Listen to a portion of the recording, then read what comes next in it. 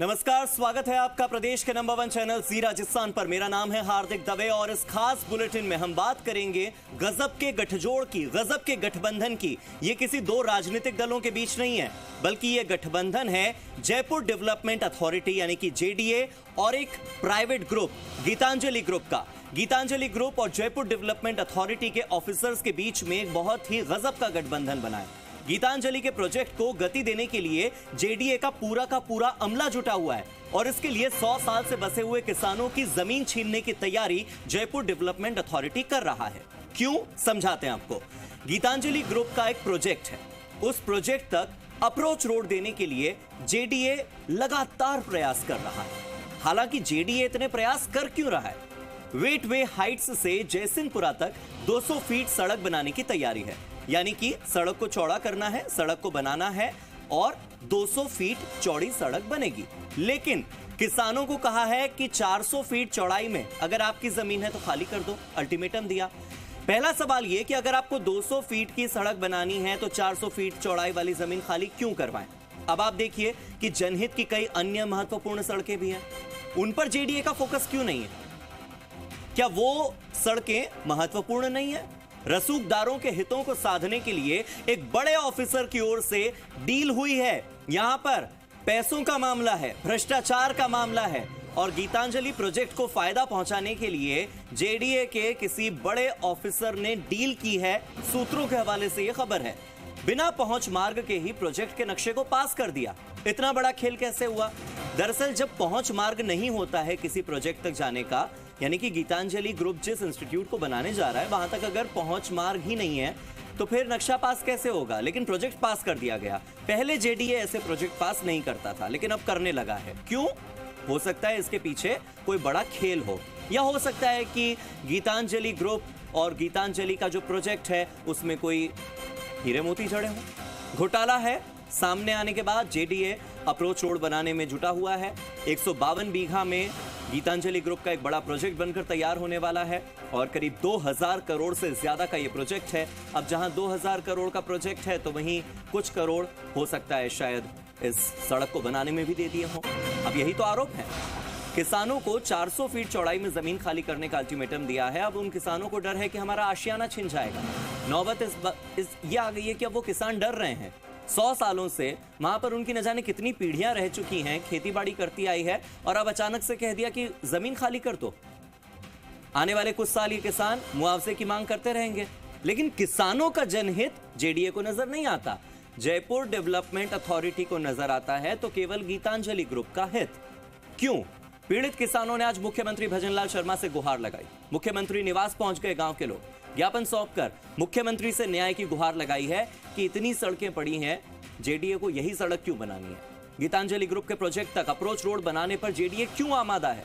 152 बीघा में गीतांजलि ग्रुप का यह बड़ा प्रोजेक्ट वेटवे हाइट्स बनने वाला है और इस बड़े प्रोजेक्ट तक अप्रोच रोड बनाने के लिए जयसिंहपुरा से पूरी एक रोड तैयार करने की प्लानिंग है। अधिकारियों पर गंभीर आरोप ग्रामीणों की ओर से लग रहे हैं। किसानों ने आंदोलन की चेतावनी दे दी है। अब बड़ा सवाल ये कि क्या मुख्यमंत्री भजनलाल शर्मा किसानों की गुहार सुनेंगे? क्योंकि मुख्यमंत्री की नजर में तो जैसा गीतांजलि ग्रुप वैसे ही किसान, दोनों ही राजस्थान के नागरिक हैं। गीतांजलि ग्रुप के मालिक भी और इसी के साथ वो किसान भी। तो अब वो किसका हित ध्यान में रखेंगे? निश्चित तौर पर जो लोग ज्यादा हैं, जिन ज्यादा लोगों के हितों से जुड़ा मसला होगा, फैसला उस दिशा में जाएगा। उदयपुर का ये जाना माना ग्रुप है Gitanjali group. Gitanjali medical college और अस्पताल इन्हीं के हैं और इस गीतांजलि मेडिकल कॉलेज और अस्पताल के जो चेयरमैन हैं वो जेपी अग्रवाल हैं। अब ऐसे में ये जो आरोप लग रहे हैं इसको लेकर उनका क्या कहना है, ये पक्ष जानने का प्रयास भी जी राजस्थान जरूर करेगा।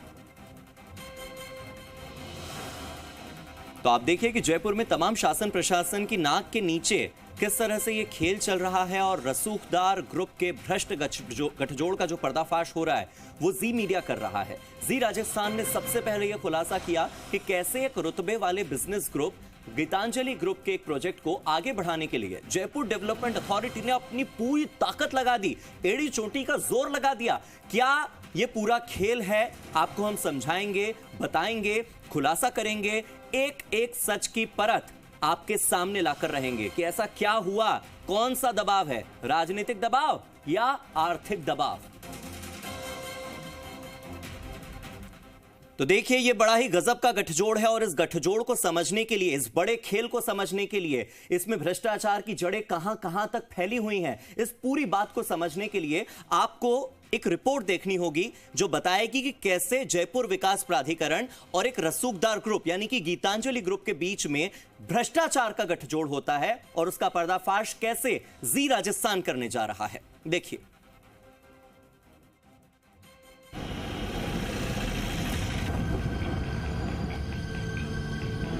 राजधानी जयपुर में गीतांजलि ग्रुप और जेडीए के हैरान करने वाले गठबंधन का खुलासा हुआ है।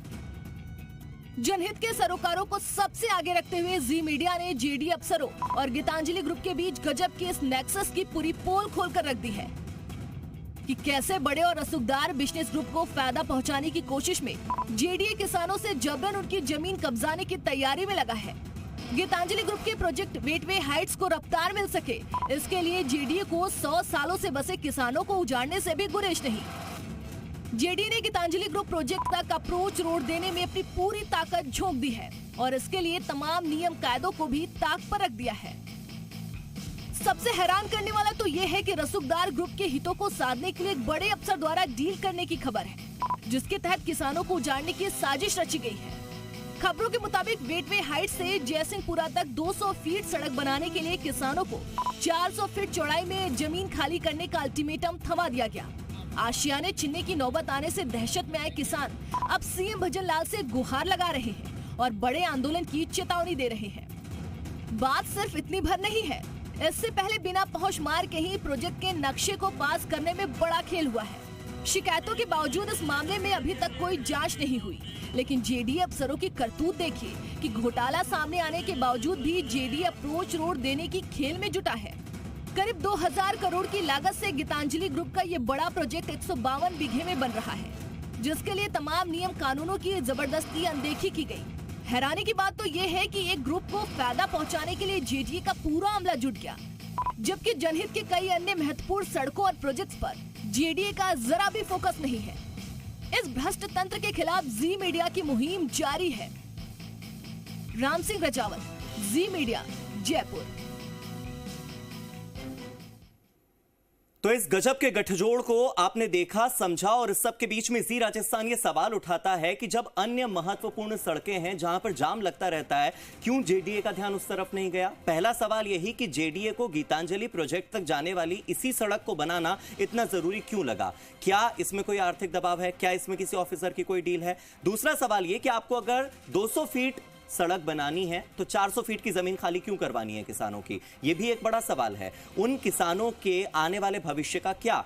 और अब सीधे ज्यादा जानकारी के लिए रुख कर लेते हैं मेरे सहयोगी राम सिंह राजावत का। राम सिंह राजावत मेरे साथ जुड़ गए हैं, सीधे उन्हीं का रुख कर लेते हैं। राम, बेसिक सा सवाल है, जहां पर पहुंच मार्ग नहीं उसे जेडीए ने अप्रूव किया क्यों?